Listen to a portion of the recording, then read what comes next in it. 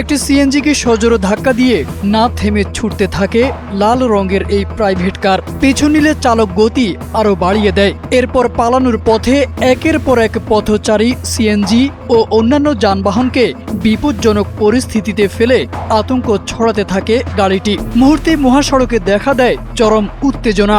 চালকের বেপরোয়া গতিতে বড় ধরনের দুর্ঘটনার আশঙ্কা তৈরি হয়।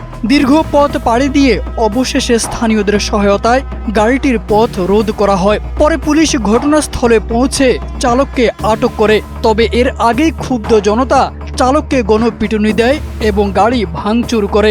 ঘটনাটি ঘটে মঙ্গলবার সকালে চট্টগ্রামের ফটিকছড়ি হাটহাজারী আঞ্চলিক মহাসড়কে। ভোজপুর থেকে হাটহাজারী পর্যন্ত চলতে থাকে এই বেপরোয়া তাণ্ডব।